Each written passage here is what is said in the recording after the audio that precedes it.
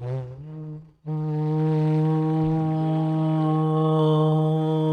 नमः सिद्धेभ्यः।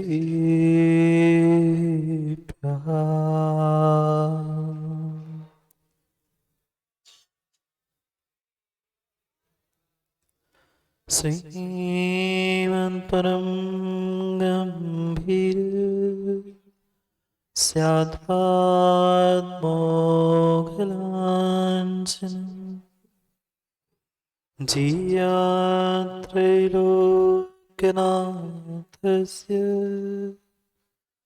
शासनं जिनशासनम्। जयमङ्गले भूताणं विमलाणं नारदंसनमयारं त्रैलोक्यस्य हि याणम् नमोऽसि सर्वसिद्धाणम् नमो हरिहन्ताणम् नमो सिद्धाणं नमो आयुर्याणम्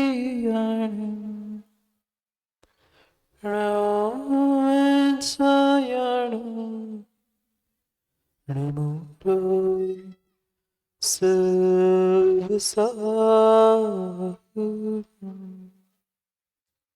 अनंत अनंत परम सिद्ध भगवान की 1008 से आदिनाथ भगवान की परम पूज्य आचार्य भगवान कुंद कुंद स्वामी की परम पूज्य आचार्य भगवान गुरुवर विशुद्ध सागर जी महाराज की सनातन जैन धर्म की जय भगवान के मोक्ष कल्याण की जय बोलिए। समूह शरण में विराजित गणधर परमेष्टि के रूप में परम पूज्य मुनि श्री 108 सुप्रभ सागर महामुनिराज की, परम पूज्य 108 मुनि श्री प्रणत सागर महामुनिराज की। नमोस्तु ऋषिवर, नमोस्तु गुरुवर, नमोस्तु मुनिवर। तीर्थेश वर्धमान स्वामी के शासन में हम सभी रास्ते और उनकी ये पावन पीयूष देशना हम सभी के लिए परम उपकारी। अनादिकाल से हमारी आत्मा में जो जन्म जरा और मृत्यु रूपी रोग लगे, उन रोगों का उपशमन करने वाली कोई परम औषधि है तो वह एकमात्र यह जिनवाणी भव्यात्मा। मनुष्य उसे कहा जाता है जो विवेकवान होता है। हे ये उपादेय का बोध जिसे है, वास्तव में वही मनुष्य होता है।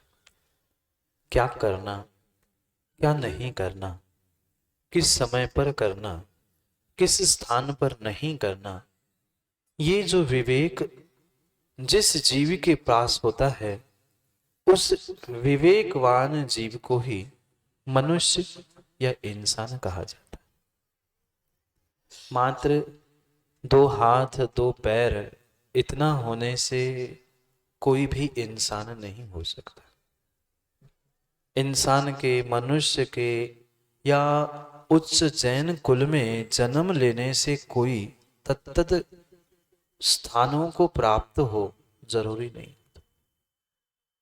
जब तक भीतर की श्रद्धा, भीतर का विश्वास, भीतर के भावों की परिणति जीव नहीं पहचान पाता, तब तक वह ना मनुष्य, ना इंसान, ना भगवान बन पाता। जितने जितने भगवान आज तक बने और आने वाले समय में भी जितने भगवान बनेंगे, वे परिपूर्ण रूप से कहीं न कहीं अपने भीतर की भावों की विशुद्धि के साथ ही अखंड पुरुषार्थ के द्वारा ही उस साक्षात भगवत्ता को प्राप्त, क्योंकि ये पक्का है सादीलाल वकील साहब, सबके दिन एक से नहीं होते और सब दिन भी एक से नहीं होते। कभी कभी जिस पत्थर पर पैर रख के, सिंगे जी, पत्थर पर पैर रखते वह प्रतिमा गढ़ी जा रही थी, आज नितिन वही प्रतिमा भगवान बन गए। कितना समय लगा?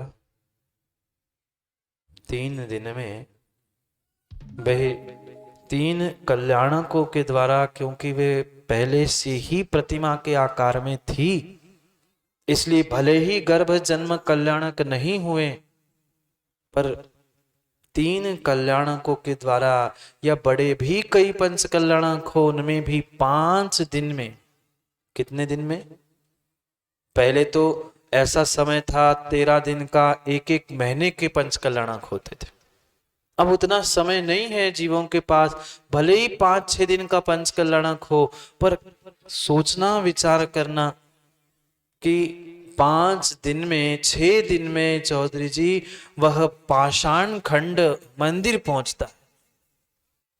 एक बार वह पाषाण खंड वेदी पे पहुंचता है, 5 दिनों के संस्कार में वह पाषाण भगवान बन जाता है, पर इंसान रोज मंदिर जाता है, आज तक भगवान नहीं बन पाया। एक बार पाषाण खंड उस इंसान का आकार लेकर मंदिर में पहुंच जाता है और 5 दिन में संस्कारों से पूज्य बन जाता है, पर इंसानों का आकार धारण करने के बाद प्रतिदिन प्रतिदिन भगवान के पास पहुंचकर भी भगवान नहीं बन पाया। भगवान तो छोड़ो, शांति कुमार इंसान नहीं बन पाया। कमी कहां थी? कमी कहां थी? संस्कार देने वाले भी मां मिले, समय समय पर हमें निमित्त भी प्राप्त हुए, पर हम अपने उपादान को जागृत नहीं कर पाए। जिन्होंने अपने उपादान को जागृत कर लिया, वे ही पुण्यात्मा निमित्तों के द्वारा संस्कारों को प्राप्त करते हुए अपनी काल अवधि को पकाते पकाते तपस्या रूपी निमित्तों के द्वारा अपने जीवन को बदलकर इंसान और क्रमशः भगवान भी बन गए। कितनी कितनी दुर्दशा है चक्रेश, कितनी कितनी दुर्दशा है आज के पंचम काल के इंसानों की। वह आकार तो इंसानों का ले है, पर फिर भी भगवान नहीं बन पाए, भगवान नहीं, इंसान भी नहीं बन पाए। ऐसे भी इंसान मिले होंगे, ऐसे भी इंसान मिले होंगे, घंटों घंटों भगवान की बातें करेंगे, भगवान बांधने की बातें करेंगे, भगवान आत्मा करके आहा हो करते रहेंगे, पर बेचारे आज तक भगवान नहीं बन पाए। क्यों? क्योंकि अभी उन्होंने इंसान बनने की कला नहीं सीखी। जब तक इंसान नहीं बनोगे इंसानों, तब तक श्रावक नहीं बनोगे, और श्रावक नहीं बनोगे तब तक भगवान भी नहीं बनोगे। वही इंसान, वही मनुष्य होता है जिसे हेय उपादेय, करने योग्य अकरने योग्य इन कार्यों का विवेक होता है। कितना विवेक है मां? देव शास्त्र गुरु के सानिध्य में भी पहुंचकर हमारी अगर विषय कषाय नहीं छूट रही है, तो अभी तुम इंसान बन नहीं पाए। कितनी कितनी विषय कषायों से भरी हुई प्रतिदिन प्रतिदिन की तुम्हारी साधना चल रही है। किसकी? विषयों को भोगने की, एक दूसरे के प्रति कषायों को उद्घाटित करने की।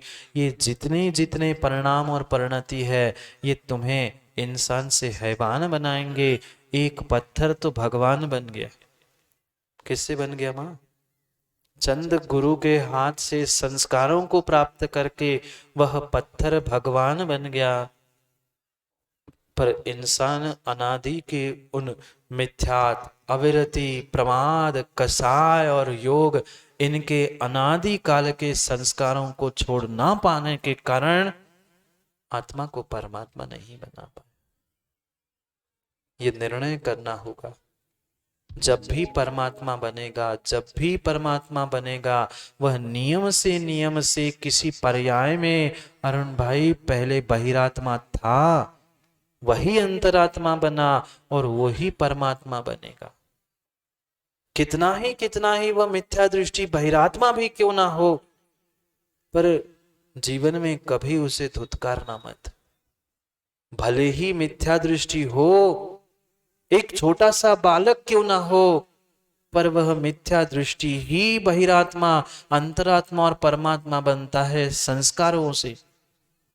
अगर उस कच्चे माल रूपी मिथ्या दृष्टि बहिरात्मा को ही धुतकारते रहेंगे, तुम्हें क्या अकल? आ गए मुंह उठा के पूजा करने के लिए, बताई नहीं भगवान क्या है, पूजा क्या है, और तुम पूजा करने पहुंचे? नहीं।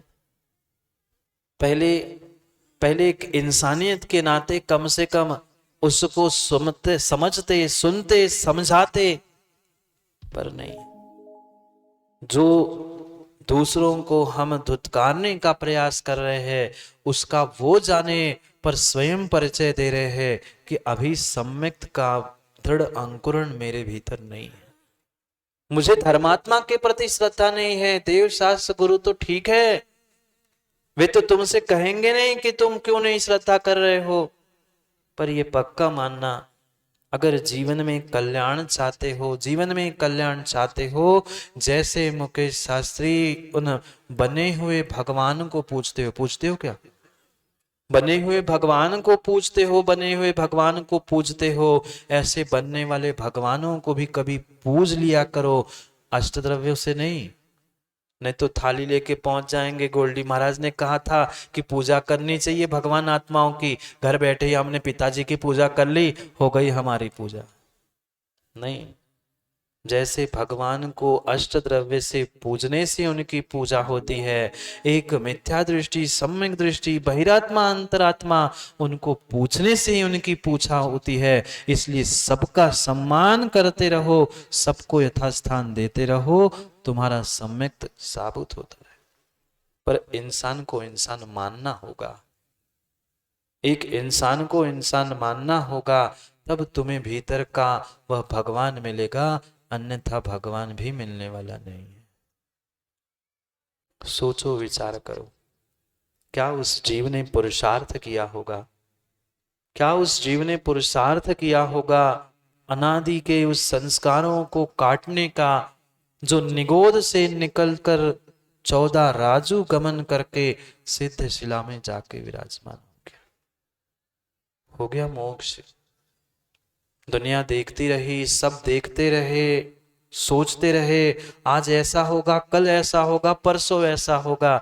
देखते देखते वह पाषाण खंड भी भगवान बन गया, और वे आदि कुमार भी आदिनाथ भगवान बन के सिद्धालय में पहुंच गए।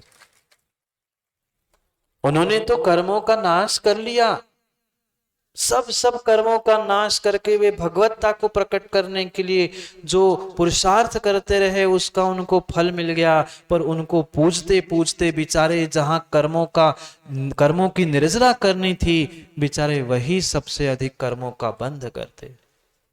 क्योंकि जितनी जितनी राग द्वेष कसाय की परिणति बाहर नहीं होती, उससे कई अधिक गुना मंदिरों में और वेदी के सामने लड़ाई दिखती है। क्योंकि जीवों ने अभी धर्म और धर्म की क्रिया, धर्म के मर्म को समझने का प्रयास ही नहीं किया। जीव उस पाषाण खंड को तो 3 बार नमस्कार करना जानता है। करके आए होंगे ना सब लोग।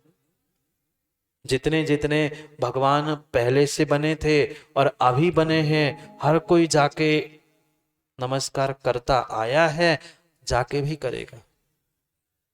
पर उस पाषाण खंड के ही बारे में सोचो कि वह पाषाण खंड भी तो एक मिथ्या दृष्टि था। क्या प्रमाण पत्र है कि वह पाषाण खंड वह मिथ्या दृष्टि नहीं था? वह तो एकेंद्रिय था। पाषाण मतलब पृथ्वी का एक एकेंद्रिय जीव है और नियम से मिथ्या दृष्टि है। उस मिथ्या दृष्टि जीव को संस्कारित करते करते वह भगवान बन गए। पर क्या हम अपने आत्मा को सम्यक दृष्टि से, सम्यक दर्शन से ही कम से कम संस्कारित नहीं कर सकते? करने के लिए तो बहुत कुछ कर सकते हैं, पर समस्या ये है कि हम करना नहीं चाहते। ऐसा नहीं है कि हमारे पास समय नहीं है, ऐसा नहीं है माँ कि हमारे पास समझ नहीं है। समझ इतनी इतनी इतनी समझ है, अभी दूसरे को समझाने के लिए बैठ जाओ, कितना ज्ञान पे लेंगे। इतना इतना ज्ञान टपकता है हमारा, पर वो सब ज्ञान टपक टपक के दूसरे के लिए खाली हो गया और स्वयं के लिए हमारे पास कुछ बचा ही नहीं। सोचने समझने की आवश्यकता है। जब तक हम भीतर के उन कसायों को, भीतर के विषयों को जीतना नहीं सीख पा रहे हैं, अपने आप को जीतना नहीं सीख पा रहे हैं, तब तक विश्वास मानना कभी कभी आत्मा का कल्याण नहीं हो सकता। जब भी परमात्मा बनेगा, जब भी परमात्मा बनेगा, यही आत्मा से, जितने जितने आत्माएं बैठी, जीव बैठे हैं, इन्हीं आत्माओं से परमात्मा बनेगा। किसी को पता है कौन पहले मोक्ष जाएगा? ये ऊपर बैठे वाले पहले मोक्ष जाएंगे, कि यहां ऊपर बैठे वाले मोक्ष जाएंगे, कि नीचे बैठे वाले मोक्ष जाएंगे? किसी का कोई पता नहीं है। भले ही केवली भगवान के ज्ञान में झलका है कौन कैसा, किसकी पर्याय कैसी होने वाली है, पर कम से कम हम अपने परिणति से ही अपने पर्यायों के बारे में सोच ले कि मैं ये परिणाम कर रहा हूं, मैं ये कार्य कर रहा हूं, मेरी परिणति ऐसी है, तो आने वाले समय में मेरे साथ क्या होगा, आने वाले समय में मेरी स्थिति क्या होगी। क्योंकि ज्ञान के लिए तो हमने सब आगम पढ़ लिया, सब श्लोक सूत्र सब रट के रख लिए हैं, पर उसको जीवन में उतारने का प्रयास नहीं कर पा रहे। सोचो, विचार करो, जब पत्थर भगवान बन सकता है, जब पत्थर भगवान बन सकता है, क्या आप भगवान नहीं बन सकते? क्या आप, लार वाले भैया, क्या आप भगवान नहीं बन सकते? बन तो सकते हैं महाराज जी, पर पहले बनना तो छोड़ दे। हम भगवान तो बन सकते हैं, पर अभी जो बन रहे हैं ना, समझ गए क्या? अभी जो हम बन रहे हैं ना, वो बनना छोड़ दे तो कब के भगवान बन जाते। अभी जो कसायों के कारण, मान कसाय के कारण बन रहे हैं कि हम कुछ है, हम भी ऐसे हैं, हम भी वैसे हैं, ये जो कुछ भी तुम बन रहे हो ना, उसी कारण से ना इंसान, न श्रावक, न भगवान बन पा रहे। जब तक दुनिया की नजरों में बनते रहोगे, तब तक सिद्धालय में सिद्ध बनकर पहुंचने वाले नहीं। वे तो पहुंच गए, कर लिया उन्होंने निर्णय कि बस बहुत हो गया, संसार की राग लीला रंग सब देख लिया, सबको देख लिया, सबको देख लिया, कौन कितना अपना अपना कहने वाला, कितना अपना है और कितना सपना है, ये पहचान लिया। और निर्णय करके उन्होंने अपने आत्म उत्थान का पुरुषार्थ करके आज साक्षात उस मोक्ष को प्राप्त कर लिया। भगवान तो चले गए, भगवान तो चले गए, महेंद्र नायक जी आप कब जाएंगे? ऐसे नहीं, ऐसे नहीं, ऐसे बैठे बैठे कभी भगवान नहीं बन सकते, कभी सिद्धालय में जा नहीं सकते। घर परिवार दुकान क्षेत्र मंदिर इधर उधर, यहां तो कई बार हमने गमनागमन किया, पर आत्मा के उत्थान के लिए एक बार ऐसा ऐसा गमन हो, ऐसा ऐसा जाना हो कि वहां जाकर पुनः लौटना ना पड़े। क्योंकि जो जो सिद्ध बनते हैं वह एक बार बनते हैं, एक ही ऐसी ऐसी पर्याय है, एक ऐसी पर्याय है जिसका आदि तो है पर अंत नहीं है, जिसका आदि है, प्रारंभ है, पर अंत नहीं है, ऐसी ये सिद्ध पर्याय है। और जो एक बार इस सिद्ध अवस्था को, सिद्ध पर्याय को प्रकट कर लेता है, फिर दुनिया की कोई ताकत नहीं है कि भगवान को पुनः जमीन पे उतार ले, नहीं उतार सकती। काले कल्पसते पिच गते विक्रिया च लब्ध्या, कली काल कल्प काल चाहे जो चाहे निकल जाए, चाहे ब्रह्मांड में कितने उत्पाद भी क्यों ना मच जाए, पर फिर भी बने हुए भगवान पुनः बिगड़ने के लिए संसार में नहीं आते, नहीं आते। जितने जितने जितने चाहे जो चाहे कर ले, चाहे पूरे संसार में बहुत बड़ा विध्वंस क्यों ना हो जाए, वे लौट के आने वाले नहीं है। दग्ध बीजवत, जैसे जला हुआ बीज कभी भी अंकुरित नहीं होता है, ऐसे जिनके कर्म जल चुके हैं, जिनकी बहिरावस्था अंतरावस्था सब नष्ट हो चुकी है, जो परमात्मा बन चुके हैं, उन कभी लौट के नहीं आएंगे। गए सो गए, क्योंकि जो आया है उसे जाना तो पड़ता ही है। जाओगे मुकेश, जाओगे? क्या करे, विवेक भी कह रहा है हो महाराज जी जल्दी पूरा कर लो तो और जल्दी निकल जाएंगे। जाना सबको है, सबको जाना है। जो आया है उस प्रत्येक व्यक्ति को जाना है, पर निर्णय करके जाना कि जाना कहाँ है। 7 राजू पुरुषार्थ करके ऊपर आए हैं, अब पुनः नीचे ही जाना है कि थोड़ा सा ऊपर जाने का भी प्रयास कर, क्योंकि लंबे समय तक कोई किसी पर्याय में नहीं रहता। एकमात्र वह शाश्वत पर्याय है, सिद्ध पर्याय, जो एक बार मिलती है, जिसका अंत नहीं होता है। ऐसा पुरुषार्थ जीवन में करो कि जाओ तो फिर लौटना ना पड़े। जाना है तो ऐसा जाना कि लौट के वापस आना ना हो। ऐसा निर्णय करके जाओ, क्योंकि समय हो गया है, समय हो गया है अध्यक्ष जी, समय हो गया है, घड़ी का भी और सबका भी। भगवान ने तो समय का सदुपयोग किया, अपने समय को समय में लगा लिया, और वे समय सार से भी ऊंचे बन गए, वह भगवान बन गए। हम कब बनेंगे इसका विचार कर लेना। 3 दिन में पाषाण भगवान बन गया, और 8 दिन से आप लोग उस समोशरण की आराधना कर रहे थे ना। 8 दिन से उस समोशरण की आराधना कर रहे थे। कितना सौभाग्य आप सबका है कि सोचो, विचार करो। वे पंचकल्याणक में तो चक्रे से कितने दिन का, चंद घंटों का समोशरण इधर लगता है, आधा लगता है, तब तक पीछे से निकालने लग जाता है। ये बानपुर क्षेत्र का और शांतिनाथ अतिशय क्षेत्र का ही अतिशय है कि पंचकल्याणक के पहले ही भगवान का समोशरण लग गया, और समोशरण का ही अतिशय है कि जो नहीं होने वाला था वह लघु पंचकल्याणक भी हो गया। वह लोग तो सोचते ही रह गए और कार्य संपन्न हो गया।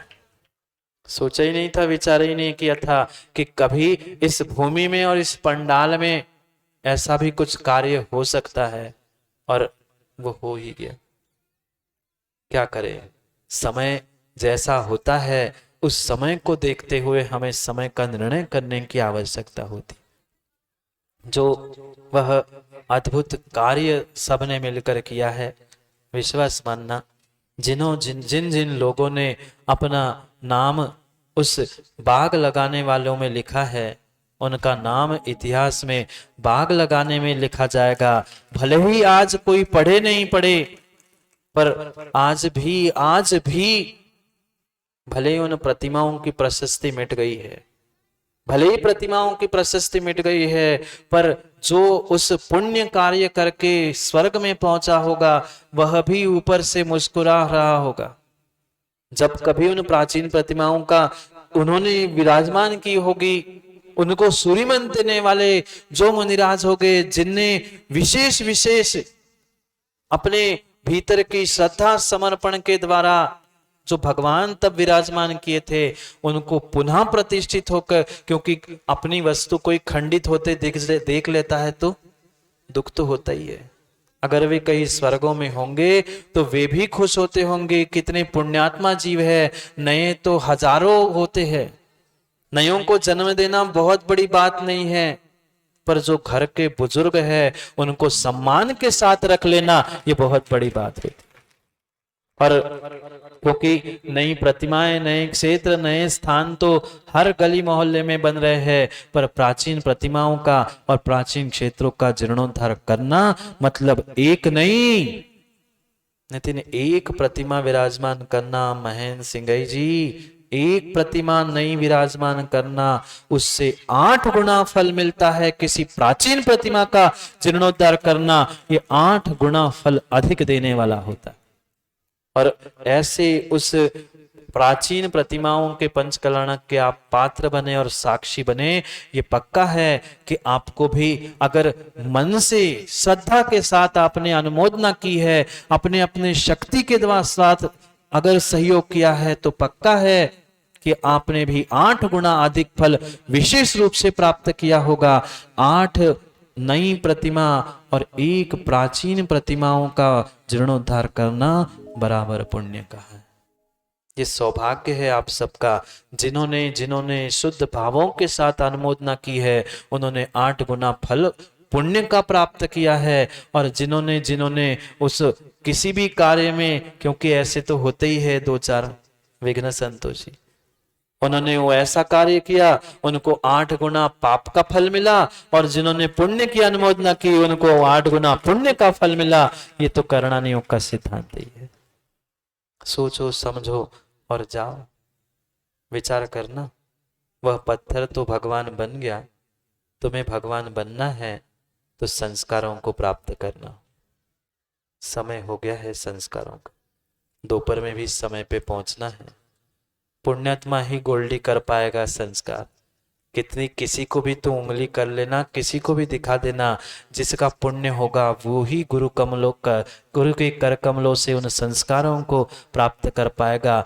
जब दृश्य देखोगे तब गोल्डी, अभी कह रहे हो मुंडन करवा लो, पर विश्वास मानना आंखों से पानी आए बिना नहीं रहेगा। जब गुरु हाथों से साथिया बनाएंगे, पत्थर पर लौंग रखते तो वो पूज्य हो जाते हैं, और तुम्हारे बच्चों पर लौंग रखे जाएंगे तो वह क्या दृश्य होगा, उसे देखने के लिए समय पर नहीं आएंगे ना।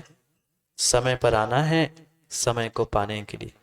बहुत सारे वे बेचारे टकली कल के घूम रहे हैं दिखाने के लिए, देखो महाराज जी हम आ गए।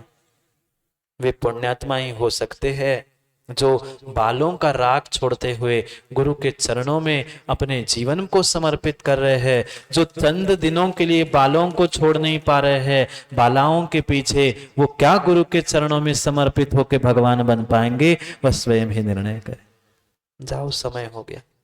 कहने के लिए तो बहुत कुछ है, अभी दोपहर में भी बहुत कुछ समझना और सुनना भी है हमें, पर सबके लिए यही आशीष है, विश्वास मानना। 1 गुना नहीं, 1 गुना नहीं, 8 गुना पुण्य आपने प्राप्त किया है, अगर सच्चे भावों से इस जीर्णोद्धार के कार्य को आपने अब सच्चे भावों से अनुमोदित किया। प्रतिमाओं में विश्वास मानना। माताओं, थोड़ी बातें हो गई हो तो सुन लो, फिर तो गप्पे लगाने ही है। कल से कौन कहने आ रहा है, फिर ना समोसरण बचेगा ना भगवान बचेंगे यहाँ पे, फिर आके खाली बैठे लेना गप्पे लगाने के लिए। महाराज जी अभी तो समय मिल रहा हो, कल को मिल रहा हो, कल तो रोटी में बुड़ी बनाने में लगे रहेंगे तो को मिल रहा हो, इसलिए बतिया रहे। बतिया लो, कितने ही बतिया लो, पर माँ ये पक्का मान लेना, आज नहीं समझे तो कभी नहीं समझे। ये समय है, प्रतिमाओं में तभी अतिशय होते हैं। वे आने वाले पंचकलण के बैठे 100 धर्मों के, विश्वास मानना जब तक वह निर्लोभी प्रतिष्ठाचार, वह तपस्वी मुनिराज और निर्मल भावों से, निर्लोभता से जो पुण्यार्जक बनते हैं, विश्वास मानना जितनी निर्लोभता और जितनी उदारता से वह काम करता है, उतना ही उस प्रतिमाओं में वह अतिशय प्रकट होता है। उनकी निर्लोभता और उनका सब कुछ जो जीवन भर की तपस्या साधु की है, वही उन प्रतिमाओं में अतिशय उत्पन्न करने वाली होती है। इसलिए सब अपने लोभ को छोड़कर समय को, अभी तो ये ट्रेलर था, अभी तो शांति कुमार आ गए तुम्हारे साड़ू में, कह देना अभी तो ये ट्रेलर था अम्मा, नहीं तो सोचे कि महाराज फिल्म तो बन गई, अब तो होगा काम, अभी तो ये तैयारी थी, देख रहे थे कि छोटा सा करके कि कहाँ कम पड़ रहे हैं, जहां कम पड़ेंगे वहां हम हैं करके खड़े होंगे तो ही काम बनेगा। ये तो अभी ट्रेलर था, पिक्चर तो पूरी बाकी है। उस दिन आगवानी में मैंने कहा था वो तो ट्रूजर था, वो तो ट्रेलर के पहले, अब आजकल चल रहा है ना वो तो कुछ सेकंड का, वो तो ट्रूजर था, ये ट्रेलर हो गया। अब पिक्चर पता नहीं है कब रिलीज होती है, बन के बॉक्स ऑफिस में तैयार तो है, अब रिलीज होने के लिए मिल नहीं रही स्टेशन, इसलिए वह समय जब आएगा तब उस अद्भुत गजरथ पंचकलाणा को भी हमें संपन्न करना है। पर सबके लिए यही आशीष है, जैसा कार्य अभी हमने सबने तन मन और धन से किया है, ऐसा आने वाले समय में भी करेंगे। जितनी जितनी उदारता से काम करेंगे, विश्वास मानना, उतने उतने ही हम नियम से ऊंचाई तक पहुंचेंगे और तभी भगवान और प्रतिमाओं में अतिशय आ सकते हैं। इसलिए समय को समय पर यही विराम देते हैं। समय की बहुत सारे और कार्य भी शेष है, उन समयों को पुनः समय पर समझने के लिए समय पे पहुंचते हैं। हाँ, अब जो पुण्यात्मा होंगे वे 1 बजे पहुंचेंगे, नहीं तो पंडित जी कितना ही कहते रहे 6:30 बजे आ जाना, कोई पहुंचे तब। इसलिए समय पर 1 बजे पुनः उन संस्कारों को प्राप्त करने के लिए पुण्यात्मा जीवों के साथ कम से कम माताओं और पिताओं इतना ध्यान रखना, आपको नहीं मिल रहे हैं संस्कार, कोई बात नहीं है, कम से कम उसकी अनुमोदना भी करने समय पे पहुंचोगे तो नियम से आपके भी जीवन को आप संस्कारित कर सकते हो। इसलिए समय को समय पर समय के लिए समझना, क्योंकि समय में भी गया क्या काम समय को दिलाता है। बोली भगवान महावीर स्वामी की।